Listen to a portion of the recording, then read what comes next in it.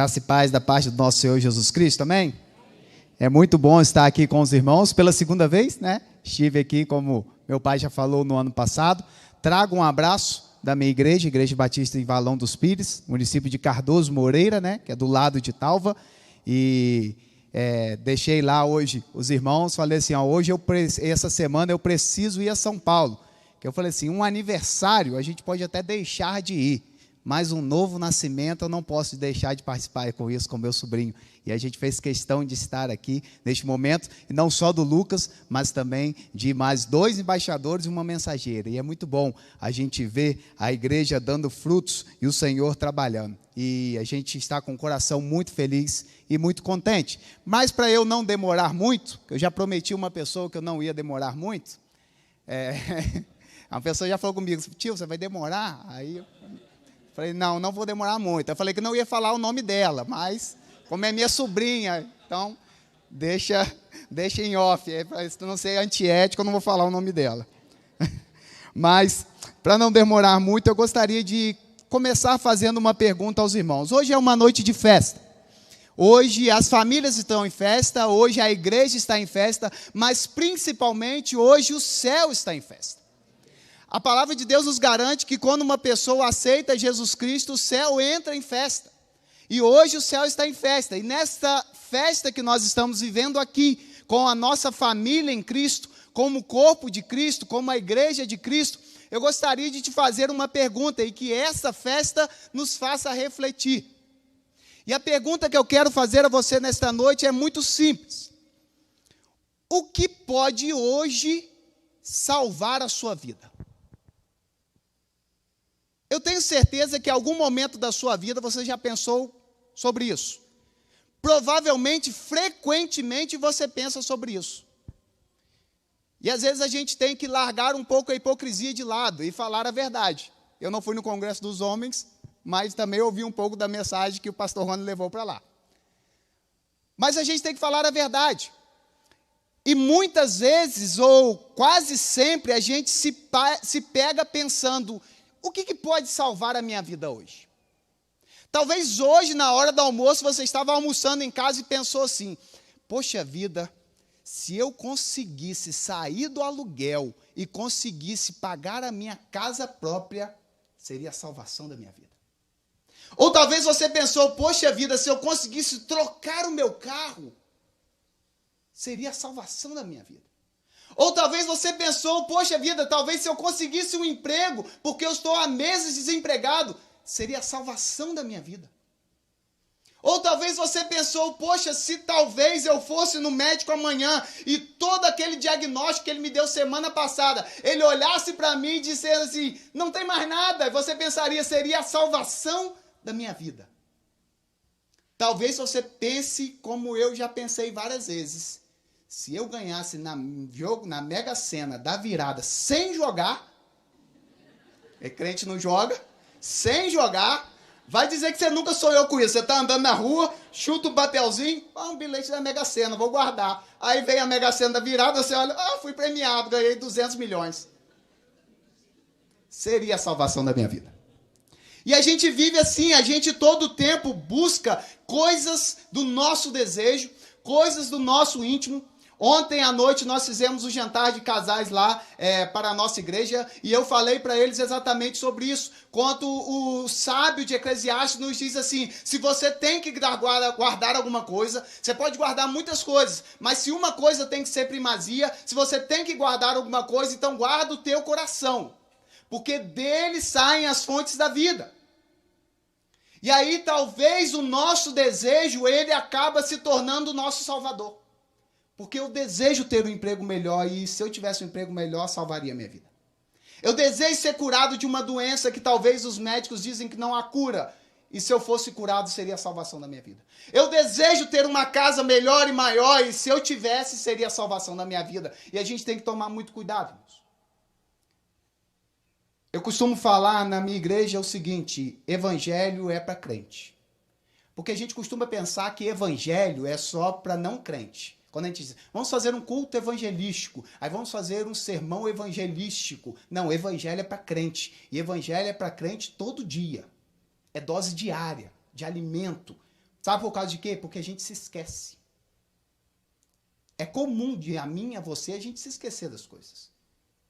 Eu fiz uma tese no meu seminário, que eu pretendia, ainda pretendo fazer doutorado, e como a gente é do interior, a minha tese foi a seguinte: por que que a maioria dos jovens cristãos, nascidos em lares cristãos, que vieram para a igreja desde criancinha, que cantaram, que fizeram embaixadores e mensageiras, e se batizaram, e cantavam ao Senhor, e louvavam ao Senhor, estavam lá no altar do Senhor, consagrando a sua vida, quando eles mudam de cidade, porque na nossa cidade não tem emprego, não tem faculdade, você tem que ir para fora. Então, quando eles mudam de cidade para trabalhar ou para estudar, eles abandonam ou modificam o seu pensamento religioso. E eu fui para a área da sociologia, que eu tentei fazer uma coisa muito acadêmica, porque eu queria e ainda talvez pretendo fazer um mestrado em cima dessa tese.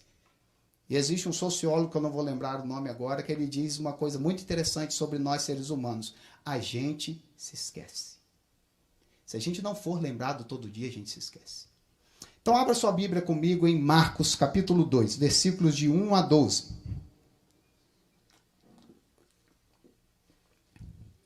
Marcos, capítulo 2, versículos de 1 a 12. Eu tenho certeza que você também já conhece esse texto, mas eu gostaria que nós refletíssemos um pouco nele nesta noite de festa. Amém, a misericórdia? Amém? A palavra do Senhor nos diz assim: dias depois, Jesus entrou de novo em Cafarnaum e logo ouviu dizer que ele estava em casa. Muitos se reuniram ali a ponto de não haver lugar, nem mesmo junto à porta. Jesus anunciava-lhes a palavra. Trouxeram-lhe então um paralítico, carregado por 4 homens, e não podendo aproximar-se de Jesus por causa da multidão, removeram o telhado ao ponto correspondente do lugar onde Jesus se encontrava. E pela abertura desceram o leito que estava o paralítico deitado. E vendo-lhes a fé, Jesus disse ao paralítico: filho, os seus pecados estão perdoados. Alguns escribas estavam sentados ali e pensavam em seus corações: como ele se atreve a falar assim? Isso é blasfêmia. Quem pode perdoar pecados a não ser um, que é Deus? E Jesus, percebendo imediatamente em seu espírito que eles estavam pensando, disse-lhes: por que vocês estão pensando essas coisas em seu coração? O que é mais fácil? Dizer a um paralítico: seus pecados estão perdoados, ou dizer: levanta-se, toma o teu leito e anda?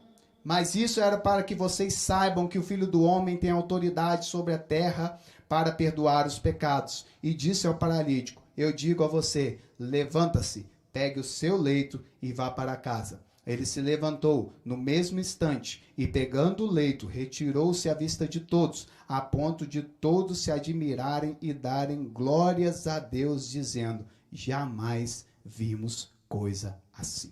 Amém?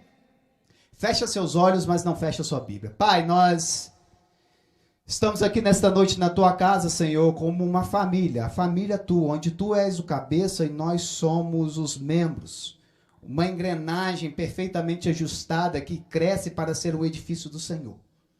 Pai, nós agradecemos ao Senhor por esta noite de festa, onde 4 almas, Senhor, publicamente confessaram que aceitam e amam ao Senhor sobre tudo e sobre todos. E nós agradecemos ao Senhor por isso. Pai, nós agradecemos porque se estamos aqui é porque as suas misericórdias, elas já se renovaram sobre as nossas vidas. Porque se não fossem as suas misericórdias, ai de nós, Deus. Pai, mas neste momento em específico, nós pedimos, Senhor, abra os olhos dos nossos corações. Pai, nos dê sabedoria e entendimento, porque a tua palavra nos garante isso, que se alguém tiver falta de sabedoria, deve pedir ao Senhor, que ao Senhor a todos dá liberalmente. Nós pedimos essa noite, nos dê sabedoria, Pai. Que o teu Espírito nos conduza, que o teu Espírito nos mostre a tua vontade, o teu querer. Mas principalmente nesta noite, ó Pai, nós pedimos, nos dê ousadia e nos dê força e nos dê vontade, não apenas para ouvir, não apenas para entender, mas principalmente para viver a tua palavra. Nos ajude, ó Pai. É isso que nós pedimos e agradecemos em nome de Jesus. Amém. Meus irmãos, antes de voltarmos ao texto, eu gostaria que você ficasse com uma frase na sua cabeça. E eu gostaria que no final, quando a gente terminasse de olhar o texto, você entendesse essa frase. E como eu digo, eu tenho certeza que você já sabe disso, mas como eu disse no início, a gente precisa ser lembrado. Então entenda, a única coisa que pode salvar a sua vida é um encontro verdadeiro e transformador com Jesus Cristo. A única coisa que pode salvar a sua vida é um encontro verdadeiro e transformador com Jesus Cristo. Esse texto, como eu disse, você talvez já ouviu falar dele muitas vezes. Jesus chegou em Cafarnaum, e é interessante que o livro de Marcos, o Evangelho de Marcos, ele é muito rápido. Marcos é muito dinâmico. Se você pegar Marcos e tentar ler ele de uma vez só, você fica sem fôlego. Porque diz assim, Jesus foi para ali, daqui a pouco Jesus está lá, Jesus está ali. E Marcos não tem muitos detalhes que você vê em Mateus. Eu não sei quantos irmãos gostam, mas eu gosto muito daquela série The Chosen. Para mim é uma das melhores já feitas em relação à Bíblia. E quando eu olho o Mateus que colocaram na série, eu falei, esse é o Mateus. Esse é o Mateus. Ele é detalhista, ele é calculista. Ele gosta de cada detalhe, mas Marcos não. Marcos é muito rápido. Marcos fala as coisas muito rápido. Então Marcos vai dizer, olha, Jesus chegou em Cafarnaum e diz assim, olha, logo ele estava em casa. É muito comum naquela época, quando dizia que eles estavam em casa, que eles estavam reunidos em igreja. Porque não existia ainda o templo físico. O templo que existia naquela época era o templo judaico. O cristianismo, ele começou sendo chamado daqueles do caminho, ou os do caminho, e eles se reuniam nas casas. Então Jesus logo está em casa, e como Jesus já tinha começado o seu ministério, e já tinha realizado algumas curas ali para trás, logo se juntou muita gente naquela casa. E aí, então, Jesus está em casa, e chega muita gente, e eles estão ali reunidos como igreja. E eu gostaria de chamar a sua atenção rapidamente nesse texto para um detalhe. Não é sobre isso que nós vamos meditar nesta noite, mas nós precisamos falar disso também. Porque eu tenho dois ensinamentos aqui, um para mim e para você, outro para a igreja. Para a igreja eu vou passar bem rápido por ele. Primeiro, você precisa entender qual é a vontade de Deus para a igreja. Quando eu digo igreja, irmãos, eu não digo a estrutura. Quando eu digo igreja, eu não digo CNPJ. Quando eu digo igreja, eu não digo a placa que está lá na porta. Quando eu digo na igreja, eu digo eu e você como membros do corpo de Cristo para fazer a vontade de Deus. Sabe por causa de quê? Porque Jesus estava lá pregando. E existia uma multidão.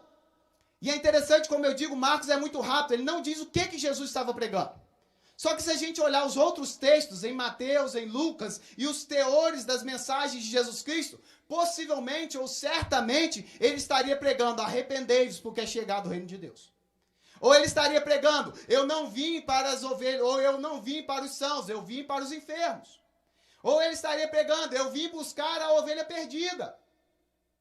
Eu não estou preocupado com as 99 que estão salvas, eu quero a que está perdida. Provavelmente era uma desses sermões que Jesus estava pregando, ou estava ensinando. Mas olha que interessante, toda a igreja estava ali reunida ouvindo, tinha muita gente, mas só 4 irmãos entenderam a mensagem.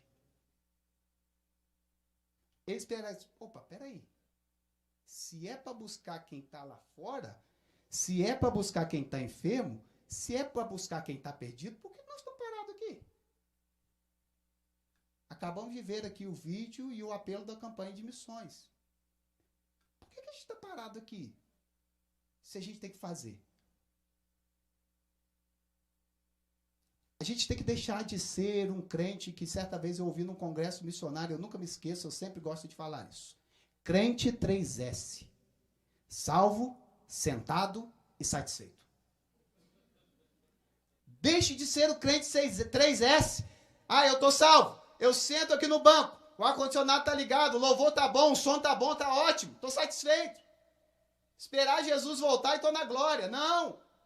Ele quer algo de você, ele quer uma missão. 4 irmãos entenderam. E eles foram buscar aquele que precisava de Jesus Cristo. Eles foram buscar um paralítico. E olha que coisa engraçada. Quando eles chegam na igreja, a igreja não aceita.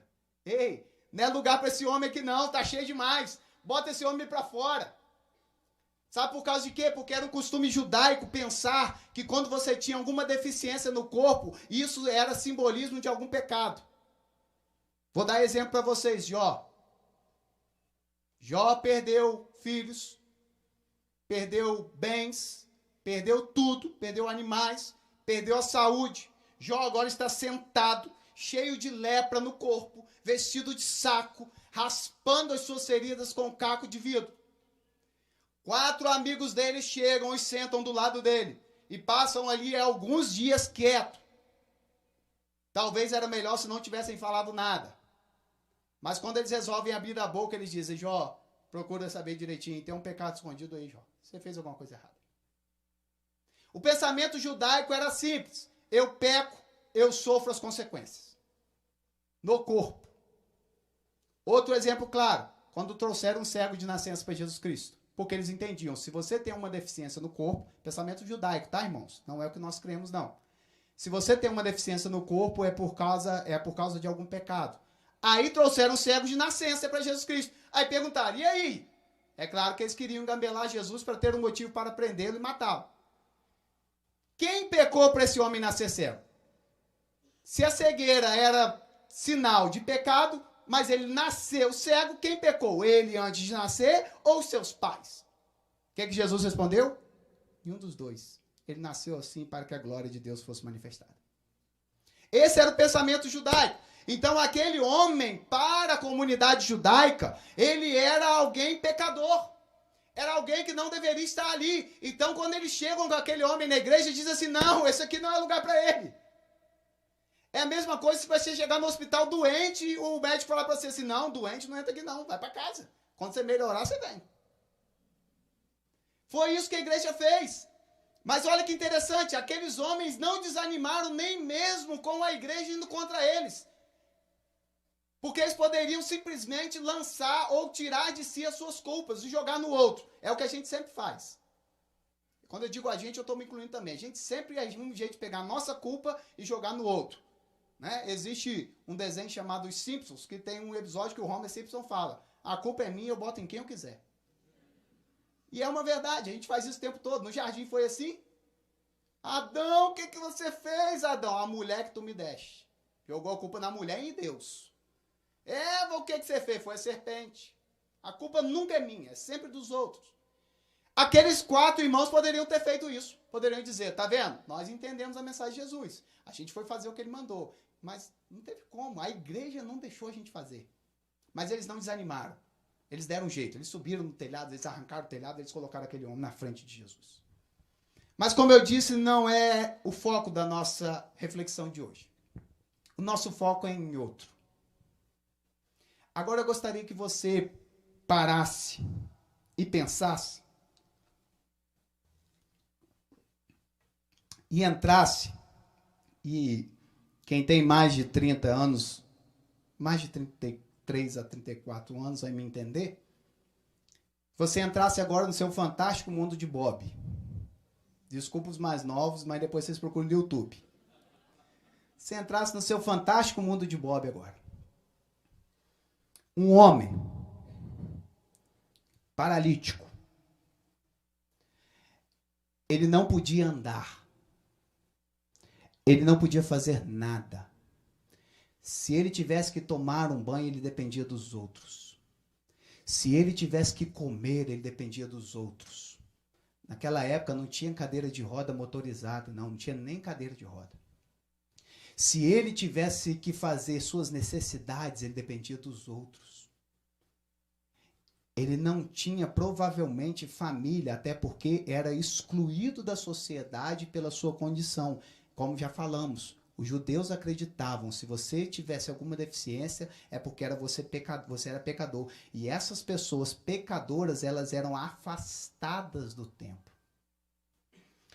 Eu sou apaixonado por João. Para mim, tomara que nunca aconteça isso, mas se um dia alguém falar comigo assim: você precisa ir para uma missão, Deus me mandar para um lugar missionário, e que você não pode levar a Bíblia porque é perseguição, você só pode levar um livro, e com esse livro você precisa apresentar o evangelho às pessoas. Qual que você leva? João. Eu nem penso. O evangelho de João. Sou apaixonado. Mas Marcos, ele tem um negócio muito legal. O que eu acho muito legal em Marcos é a geometria. A geografia. Sabe por causa de quê? Porque essas pessoas, elas eram excluídas do templo. Então, elas tinham que estar longe, fora do templo. Jesus começa o seu ministério em Marcos à beira do mar. Os judeus acreditavam que à beira do mar, porque o mar era, debaixo do mar existia o Sheol, o lugar dos mortos, o mundo dos mortos. É por isso que quando Jesus anda sobre as águas de madrugada, a primeira coisa que os discípulos falam é o quê? É um fantasma. Porque eles acreditavam que os fantasmas e os demônios viviam no fundo do mar. Pelo pensamento da época. Não dá para explicar muito, mas essa era a ideia judaica do pensamento da época. Então Jesus começa o seu ministério longe de Jerusalém, longe do templo, na beira do mar, o lugar mais baixo que um judeu poderia estar. E lá na beira do mar ele encontra endemoniados, leprosos, paralíticos, cegos, coxos. Por quê? Eles não poderiam estar dentro do templo. Eles estavam longe. E Jesus vem caminhando. E à medida que ele vem caminhando, ele vem curando essas pessoas. E ele começa a chegar nas circunvizinhanças de Jerusalém. Jerusalém é a cidade santa. E depois, no final, mais para o meio do livro de Marcos, Jesus chega em Jerusalém, a cidade santa. Olha que interessante, em Mateus, nos outros evangelhos, Jesus entra e sai de Jerusalém várias vezes. Em Marcos, ele só vai uma vez. E a vez que ele vai, ele entra em Jerusalém e ele vai em direção ao templo. O lugar mais alto para um judeu era o templo, que ficava no Monte de Sião, onde Deus habitava e onde Deus morava. Era o lugar mais alto que um ser humano poderia chegar, na casa de Deus. Então, Jesus entra em Jerusalém e ele se dirige ao templo. Quando chega no templo, o que acontece? Ele é preso e acusado e ele é morto. Ele começou na beira do mar.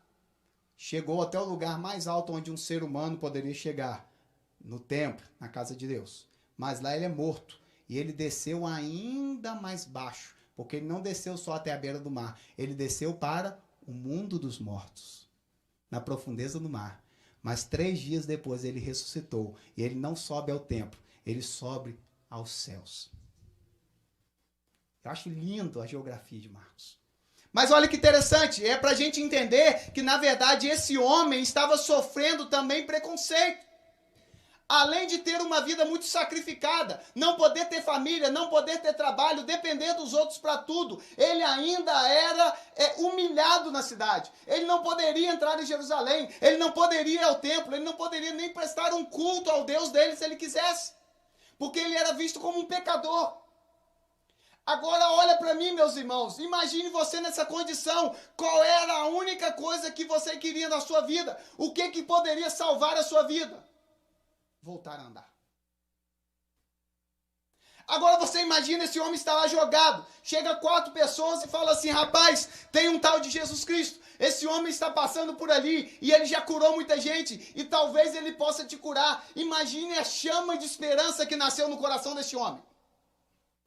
Vamos lá, porque ele pode te curar. E esse homem agora vai, todo animado e convicto, vai dar certo. E aí, quando ele chega, ele tem um primeiro embate. A igreja não deixa ele entrar. Não, aqui não. Tá cheio. Fecha a porta. Esse homem não pode entrar aqui. Talvez é o primeiro balde de água fria. Mas aqueles 4 amigos, aqueles 4 homens dizem, não vamos desistir, a gente vai dar um jeito. Vamos subir você no telhado. A gente vai conseguir. E ele novamente reacende a chama da esperança. Eu vou ser salvo. Agora meus problemas se resolveram. Agora eu não vou ter mais dificuldades. E ele sobe, de repente eles sobem no telhado, eles tiram a telha, eles descem aquele homem na frente de Jesus. E aquele homem agora está irradiado de alegria. Aquele homem está com muita esperança. Vai dar certo, a minha vida vai ser salva. Eu vou voltar a andar, eu vou voltar a ser alguém. Eu vou voltar a não depender de mais ninguém. Eu vou poder trabalhar, eu vou poder casar, eu vou poder ter minha família. A minha vida está salva. E Jesus olha para ele e diz assim, perdoado estão os teus pecados. Perdoados estão os seus pecados. Meus irmãos, eu não sei quanto a vocês, mas se eu fosse aquele paralítico, eu dizia, só? Eu queria mais. É só isso. Eu achei que a minha vida ia ser salva. Eu achei, falaram que o Senhor curou um monte de gente. Disseram que a única esperança, ou talvez a última esperança que eu tivesse, seria encontrar o Senhor e o Senhor salvaria a minha vida. E você diz para mim, perdoados estão os seus pecados.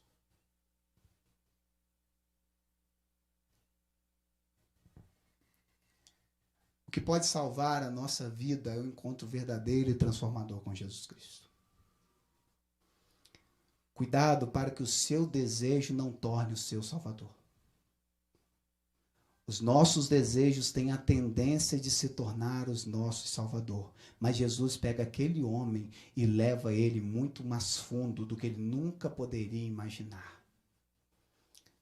Jesus Cristo não estava preocupado com a condição física dele. Jesus Cristo não está preocupado com a sua conta bancária. Meu irmão, Jesus Cristo não morreu na cruz para você ter um carro novo. Não tem problema ter, não. Tenha se você puder. Melhor marca de carro, meu avô dizia, 0. Mas Jesus Cristo não morreu na cruz para você ser curado da sua doença. Ore e peça a Ele. E se for da vontade dEle, Ele vai fazer. E nós vamos glorificar a Deus por isso. Mas Ele não morreu na cruz por isso. Ele morreu na cruz para perdoar os nossos pecados. Ele morreu na cruz para nos dar vida eterna e salvação. Ele morreu na cruz para nos transformar, para nos dar uma nova vida. É o que celebramos nesta noite. Vida nova. Uma escritora chamada Cynthia Hamel, ela diz algo interessante. Ela nos diz assim: quando Deus quer fazer uma brincadeira de mau gosto, se Ele quisesse, eu vou parafrasear ela. Se Deus quisesse fazer uma brincadeira de mau gosto comigo e com você, Ele daria o desejo do nosso coração. Se Ele quisesse fazer uma brincadeira de mau gosto, Ele daria o que o nosso coração deseja. Mas ao contrário, Ele não faz isso. Nós fazemos dos nossos desejos o nosso Salvador. Mas enquanto, na verdade, o que pode nos salvar é o próprio Jesus Cristo. E o nosso coração precisa estar focado nele e não pelo que ele pode nos dar. Eu costumo dizer que, na verdade, eu e você, nós somos crianças mimadas. Eu não vou colocar você não, vou colocar só eu agora. Eu sou uma criança mimada diante de Deus. Sabe o que é criança mimada? O pai passou o dia inteiro no trabalho. Quando o pai chega em casa, ela vai correndo abraçar o pai. Pai, eu estava com muita saudade. Enquanto ela abraça o pescoço do pai, os olhos não saem do que a mão vai tirar do bolso. O que você trouxe? É assim que a gente é com Deus. A gente vem para a casa de Deus, vou orar porque eu amo o Senhor, eu quero estar com o Senhor, mas os olhos estão fixos no que a mão dele vai tirar do bolso. Qual é a bênção que o Senhor tem para mim hoje? O que o Senhor vai me dar? Enquanto, na verdade, mais vale um dia nos átrios do Senhor do que 1000 em qualquer outro lugar, do que, na verdade, enquanto estar com Ele, ter Ele dentro de nós, é a melhor ou melhor presente que eu e você poderíamos ter. Enquanto a transformação de vida que Ele nos dá é algo que nós devemos a todos os dias agradecer e viver isso verdadeiramente. Tivemos agora o batismo. Eu sei que você sabe. Talvez se você é aqui visitante, como eu não conheço os irmãos, talvez os visitantes podem não saber. Mas o nosso batismo, ele simboliza exatamente isso. Quando esses embaixadores e essa mensageira, eles foram mergulhados, eles estavam mostrando ou falando para mim e para você, diante dos seus familiares, diante da sua igreja, mas principalmente diante de Deus, eles estavam dizendo: eu estou morrendo para o mundo. E quando eles são levantados, eles estão dizendo: eu estou renascendo como uma nova criatura.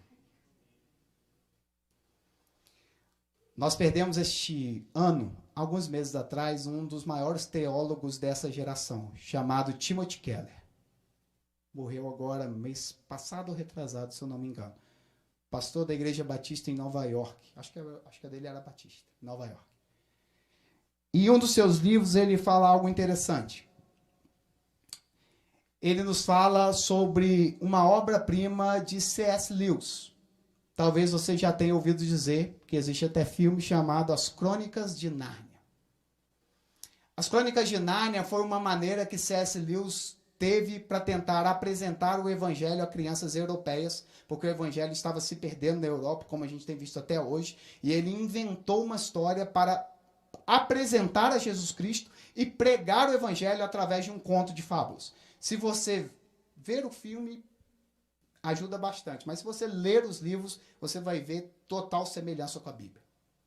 Em um desses livros, que também tem filme, chamado Peregrino da Alvorada, você vai conhecer um menino chamado Eustáquio. Eustáquio era um menino muito egoísta. E ele não gostava de dividir nada. E seus primos, que eram os reis e rainhas de Nárnia, 2 dos seus primos vieram morar na sua casa. E ele não queria dividir seu quarto, seu brinquedo e nada com seus primos. E, de repente, lá eles vão para Nárnia, para este mundo, e o Eustáquio vai junto. E, de repente, o Eustáquio, no meio das aventuras, ele chega e ele encontra um tesouro, muito ouro, muito ouro. Só que aquele ouro era amaldiçoado. Mas quando o Eustáquio encontra o ouro, ele pensa assim: achei a salvação da minha vida. Agora ninguém mais pode se meter comigo. Agora meu pai e minha mãe não podem mais dizer o que eu devo ou não devo fazer. Agora ninguém mais pode dizer o que eu devo ser, porque agora eu vou ser milionário, agora eu vou ser dono da minha vida, agora eu vou fazer o que eu quero. Não foi a mesma coisa que nós fizemos no jardim?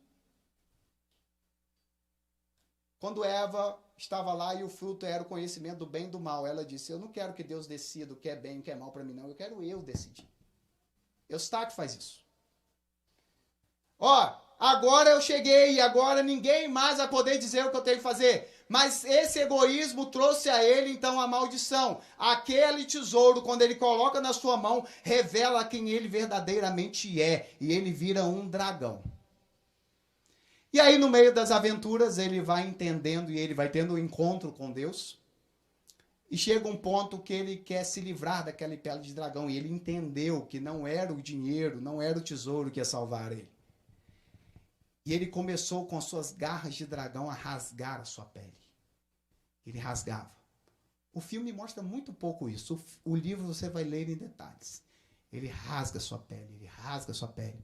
Mas quando ele termina de rasgar, ele diz: eu olhava e ainda a minha pele era de dragão. Pela segunda vez ele rasgou a sua pele e ele disse: eu olhava e a minha pele ainda era de dragão. Pela terceira vez ele rasgou e ele disse: eu olhava e a minha pele ainda era de dragão. De repente apareceu Aslan, que é o leão que representa Jesus Cristo. E diz que no momento em que Aslan olhou para ele, rugiu e passou as suas garras na areia, a pele começou a se rasgar. Relatos do Eustáquio, ele diz: doeu. Doeu mais do que qualquer coisa que eu já senti na minha vida. Mas quando eu olhei para mim, eu já não era mais dragão, eu era menino. Sabe qual é o problema hoje, irmãos? Passar pelos batistérios não dói mais. A gente não está doendo mais. A gente está convivendo com o pecado e com o mundo, com o que a televisão quer dizer que a gente tem que fazer. Eu preguei esses dias num congresso de jovens e adolescentes lá, eu disse assim: sabe qual é o problema? As pessoas que não têm nenhuma intimidade, compromisso com Deus, estão olhando para a igreja e dizendo como que a gente tem que servir a Deus, e sabe qual é o pior? Nós estamos aceitando. Porque não dói mais. Enquanto, na verdade, o simbolismo do batismo é o que Eustáquio viveu. Precisa doer, porque você precisa se matar. Você tem que pegar o que você acha que pode se salvar. Você tem que pegar os seus desejos, os seus sonhos, e você tem que rasgar diante do Senhor e dizer: eu não quero mais isso, mas eu quero viver os teus sonhos, a tua vontade, o teu plano na minha vida. Isso dói, irmãos. Talvez na cabeça de alguns agora não esteja doendo muito, mas talvez na cabeça de alguns que tem que pagar um boleto amanhã e não tem um dinheiro em casa, está doendo. Talvez na cabeça de alguns que tem um relatório médico e não sabe o que vai fazer, está doendo. Mas Deus está dizendo para você: dói, mas viva os meus sonhos, os meus planos e as minhas vontades. Você não nasceu de novo? O encontro não foi transformador? Você precisa ser uma nova criatura. Precisa voltar a doer os nossos batismos. É claro que o momento aqui é de festa e de alegria. A gente ri, a gente se alegra, a gente aplaude, a gente agradece a Deus. Mas no seu íntimo precisa doer. Porque todos os dias você tem que colocar o seu joelho no chão e dizer: Senhor, venha o teu reino e faça a tua vontade. Para encerrar, no final, Jesus faz uma pergunta muito interessante àqueles que arrazoavam em seu coração. O texto nos diz que estavam ali alguns escribas e eles começavam a pensar em seu coração: esse homem está falando blasfêmia. Quem é ele para falar um negócio desse? Ele não pode perdoar pecados. Porque isso é uma verdade. Só pode perdoar uma ofensa quem foi ofendido. Nosso pecado ofende a Deus, então o único que pode perdoar pecados é Deus. Eu não posso fazer um mal para o pastor Neto, por exemplo, e o meu pai falar assim: não, pode ficar tranquilo, eu te perdoo. Não, o mal foi para ele, e quem tem que me perdoar é ele. Eu fiz o mal para ele. Só que aqui Jesus Cristo está mostrando para eles e para todos que eles estão vendo que ele e o Pai são um. Ele está mostrando que nele, como Paulo nos diz, habita toda a plenitude da divindade de Deus. Corporalmente em Cristo habita toda a plenitude da divindade. E Jesus Cristo, para querer provar isso, então agora ele olha para aqueles homens e ele faz a pergunta que, como diria Silvio Santos, a pergunta que vale R$1 milhão. O que é mais fácil? Dizer: perdoados estão os teus pecados, ou dizer: levanta, toma tua cama e anda? Sabe o que é interessante? Eu demorei bastante para entrar no seminário. Estou terminando. Demorei bastante para entrar no seminário. Porque era filho de pastor, irmãos. E filho de pastor sofre. Eu não tinha nome. Eu era o filho do pastor. 7ª, 8ª série, gostava de fazer uma bagunça como todo e qualquer adolescente. E aí a diretora chegava na sala e falava assim: fulano, fulano, fulano e o filho do pastor para minha sala. Era assim. E sofre, e eu não queria. Mas eu sempre gostei muito de estudar a Bíblia. E eu gostava de textos assim que me fizessem pensar. Só dar um exemplo para os irmãos. Você já parou para pensar que Jesus chega para os discípulos e fala assim: eles estão pescando, fala, larga tudo, larga a rede, larga o peixe e me segue. E eles vão. Não faz sentido nenhum, irmãos. Eles vão. Mas outro dia que eu vier aqui, a gente pode trabalhar esse texto. Eles vão. Enquanto eu não entendi esse texto, eu procurei saber por que eles foram, e eu não sosseguei. Mas eles vão. E eu gostava de textos assim. E esse texto era um texto que eu sempre pensava. Sabe por causa de quê? Porque o que é mais fácil? Hoje em dia, você dizer a um paralítico: levanta e anda, ou você dizer: perdoados estão os seus pecados? Na minha cabeça, e talvez na sua cabeça seja, é muito mais fácil dizer: perdoados estão os seus pecados. Porque ninguém está vendo. Agora faz o paralítico andar. Faz ele levantar. Sabe qual é o problema? A ofensa não era contra mim, a ofensa era contra Deus. Talvez eu poderia dizer da boca para fora: perdoados estão seus pecados. Mas a pergunta é diferente do que a gente pensa. É muito mais difícil perdoar os pecados, porque só Deus poderia perdoar, do que fazer aquele paralítico andar. Aqui Jesus Cristo está provando para mim e para você que Ele é Deus. Que Ele e o Pai são um. E sim, Ele tem autoridade para perdoar os pecados. Ele tem autoridade para limpar. Ele tem autoridade para purificar. Eu não sei que tipo de vida você leva. Eu não sei que tipo de relacionamento que você tem. Mas uma coisa eu tenho certeza e eu posso dizer para você nesta noite: só há um que pode te limpar. Só há um que pode te transformar. Só há um que pode fazer você de novo. Só há um que pode salvar a sua vida, e o nome dele é Jesus Cristo. Então entenda, eu sei que você precisa de um emprego novo, eu sei que você precisa ganhar mais, eu sei que você precisa reformar a sua casa, eu sei que você precisa trocar o seu carro, eu sei que você precisa talvez arrumar um emprego, eu sei que você precisa pagar uma conta amanhã, mas eu sei muito mais que você precisa de Deus todos os dias. Eu e você precisamos de Cristo todos os dias. Ah, pastor, eu já me batizei há tantos anos atrás. Você e eu precisamos de Cristo todos os dias. Porque Ele é o único que pode nos salvar. Nada nesse mundo. Não deixe que os seus desejos se tornem o seu salvador. o meu e o seu Salvador, morreu na cruz, mas ao terceiro dia ele ressuscitou. Ao terceiro dia ele venceu a morte. E ao terceiro dia ele cobriu a mim e você com a justiça dele, e nós fomos tornados justificados pelo sangue de Jesus Cristo. E quando nós temos um encontro verdadeiro com ele, precisa e deve haver transformação verdadeira. E a gente passa a não querer mais os meus sonhos, os meus desejos, as minhas vontades, mas eu quero todos os dias viver a vontade de Deus.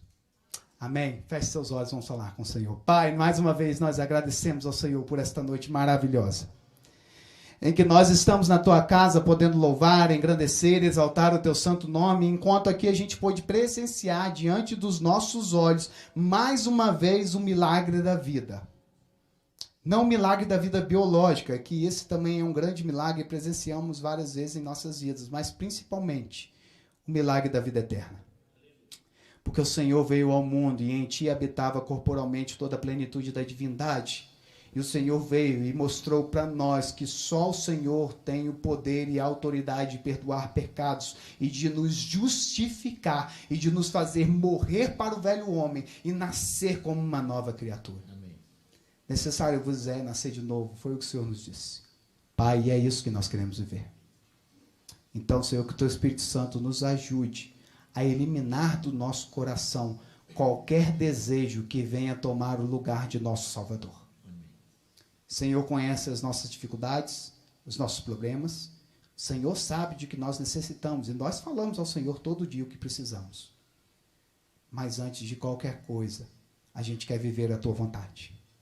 Antes de qualquer coisa, nós queremos buscar primeiramente, em primazia e em tudo, o Senhor e a tua vontade, e os teus sonhos e os teus desejos.